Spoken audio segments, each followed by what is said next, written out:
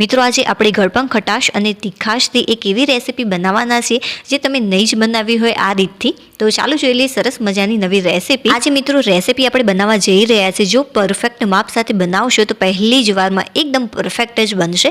તો સૌથી પહેલાં અહીંયા એક વાટકીનું મેં માપ લીધું છે. તો આપણે એક વાટકી ભરીને ચણાનો લોટ એડ કરીશું. મિત્રો એક બાબતનું ખાસ ધ્યાન રાખવા જેવું કે આની અંદર આપણે ફક્ત ચણાનો લોટ જ યુઝ કરીશું. જો ઓછો પડે તો ઘઉંનો લોટ, સોજીનો લોટ કે મેદાનો લોટ વાપરવાનો બિલકુલ પણ નથી. ખાટું, મીઠું અને તીખું જે આ મિક્સર છે કડાઈની અંદર જ આપણે મિક્સ કરવાના છે. તો હવે આપણે આની અંદર છાશ ઉમેરીશું. જો એક વાટકી જેટલો ચણાનો લોટ હોય તો અત્યારે મેં એક વાટકી જેટલી પહેલાં છાશ ઉમેરી છે. બધી જ છાશ આની અંદર એકી સાથે ઉમેરવાની નથી. જો એક વાટકી જેટલો ચણાનો લોટ હોય તો સૌથી પહેલાં એક વાટકી જેટલી છાશ એડ કરી અને જેટલા પણ આની અંદર લમ્સ છે એ બધા જ આ રીતે આપણે દૂર કરી દઈશું અને ત્યાર પછી ફરીથી છાશ એડ કરીશું. જ્યારે મિત્રો મેં આ રેસીપી મારા ઘરે બનાવી ત્યારે ખરેખર બધા જ લોકો ખુશ થઈ ગયા ખાઈને, કેમ કે ગળપણ ખટાશ અને તીખાશથી ભરપૂર હતી.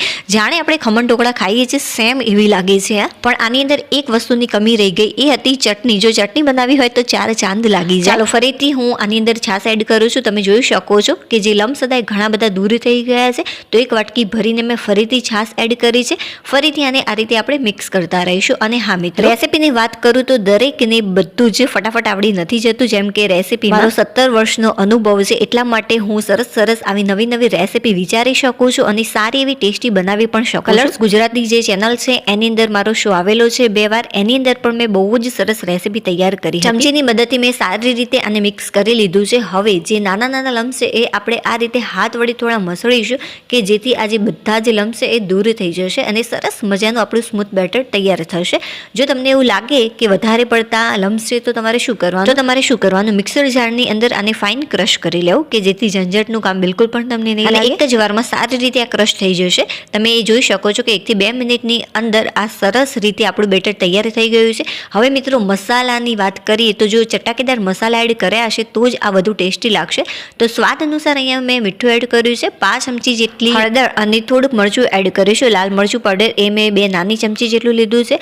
હવે મિત્રો આની અંદર ખાંડ એડ કરવાની છે. આપણે છાશ એડ કરી છે તો આપણે ગળપણ માટે થોડી ખાંડ પણ એડ કરીશું. તો 2 મોટી ચમચી ભરીને મેં ખાંડ એડ કરી છે. નોર્મલી આપણે જે ચમચીથી ખાતા હોઈએ છીએ, જો એ ચમચીનો ઉપયોગ કરો તો તમારે 5 થી 6 ચમચી જેટલી ખાંડ એડ કરવાની. તમને જેટલું ગળપણ પસંદ હોય એ રીતે તમે ખાંડ એડ કરી શકો છો. જો ઓછું ગળ્યું પસંદ હોય તો તમારે ખાંડ ઓછી એડ કરવાની. બટ ખમણ જેવો જો તમારે ટેસ્ટ મેળવવો હોય તો ખાંડ થોડીક વધુ રાખજો, તો ખરેખર બહુ જ સરસ બનશે. આને મેં સારી રીતે એકવાર મિક્સ કરી લીધું છે. મરચાની થોડી ઘણી પણ જે કણીઓ છે મિત્રો, જ્યારે તમે આને ગેસ ઉપર ગરમ કરશો ત્યારે પરફેક્ટ થઈ જશે. આ ટાઈપે મેં બેટર ચાખી લીધું, એકદમ મિત્રો પરફેક્ટ છે. ગળપણ ખટાશ અને તીખાશથી ભરપૂર. હવે આપણે ગેસ ઓન કરીશું. હવે મિત્રો કૂક કરવાની પણ આની એક કળા હોય છે. ગેસની ફ્લેમ ક્યારે ફાસ્ટ રાખવી, ક્યારે સ્લો રાખવી, કેટલી મિનિટની અંદર આ તૈયાર થઈ જતું હોય છે, પરફેક્ટ રીતે કૂક થયું છે કે નહીં એ ચેક કઈ રીતે કરવું, આ બધી જ ટિપ્સ સાથે હું તમને આ રેસીપી શીખવાડવાની છું. શરૂઆતમાં જે ગેસની ફ્લેમ છે મિત્રો તમારે ફાસ્ટ રાખવાની છે. થોડુંક તમને એવું લાગે કે આ ઘટ થવા લાગ્યું છે ત્યારે મિત્રો તમારે જે ગેસની ફ્લેમ છે એકદમ ધીમી કરી દેવી અને ત્યાર પછી થોડી આપણે ફાસ્ટ પણ કરીશું. તો મિત્રો તમે જોઈ શકો છો કે થોડા આની અંદર આ રીતે લમ્સ થવા લાગ્યા છે, એટલા માટે આપણે જે ગેસની ફ્લેમ છે એકદમ ધીમી કરી લઈશું. હળદર મિત્રો એકદમ ઓછી એડ કરજો કે જેથી આનો જે કલર છે એકદમ યલો ન થઈ જાય. એટલા માટે મેં 5 ચમચી જેટલી જ હળદર એડ કરી છે. સતત આને મિક્સ કરતા રહેવાનું છે. ગેસની જે ફ્લેમ છે એ આપણે ચાલુ જ રાખીશું. ધીમા તાપે વચ્ચે બંધ કરવો ગેસ કે પછી ચાલુ કરવો એવું બિલકુલ પણ નહીં કરતા. આની અંદર થોડીક જ વારની અંદર આ ઘટ થઈ જતું હોય છે. ચાલો હવે ત્યાં સુધી આપણે એક બીજી તૈયારી કરી દઈએ. જે ગેસની ફ્લેમ છે મેં ધીમી જ રાખી છે.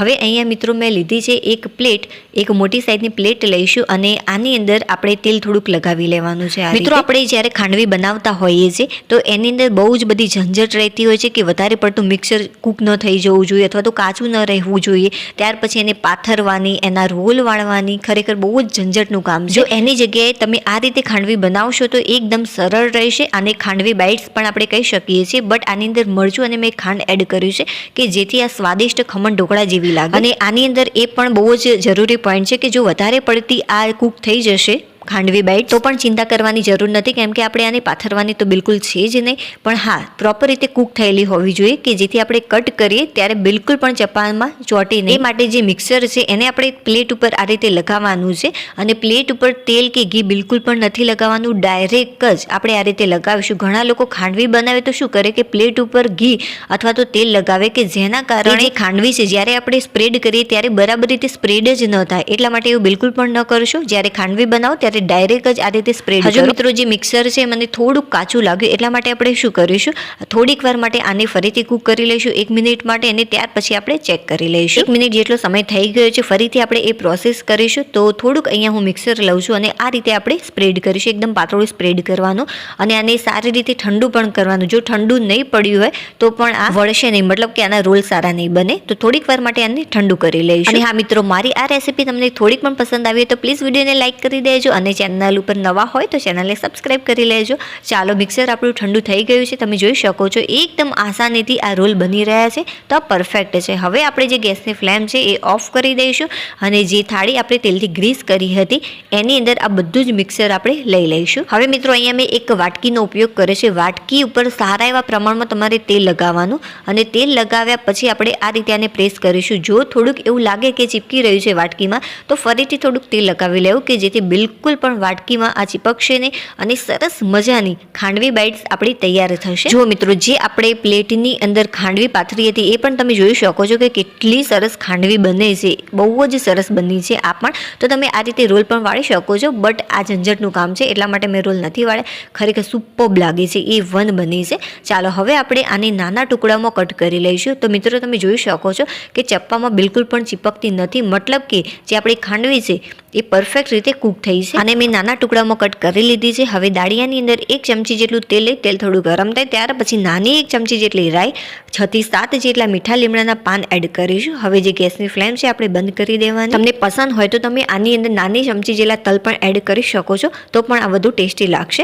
હવે આપણે જે આ મિક્સર એના ઉપર આ વઘાર એડ કરી દઈશું. વઘાર કરવાથી ખરેખર આનો જે ટેસ્ટ છે એ બમણો થઈ જતો હોય છે. તો ચોક્કસથી વઘાર કરજો આ રીતે, અને બધી જગ્યાએ એક સરખી રીતે આપણે સ્પ્રેડ કરી લઈશું. ચાલો ભાઈ, લાજવાબ ખાંડવી બાઇટ્સ તો તૈયાર છે, મતલબ કે ખમણ ઢોકળા જેવાનો ટેસ્ટ છે.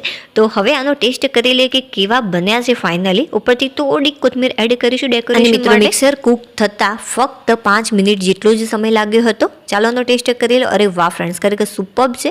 વિડીયો પસંદ આવે તો લાઈક કરી દેજો. બાય.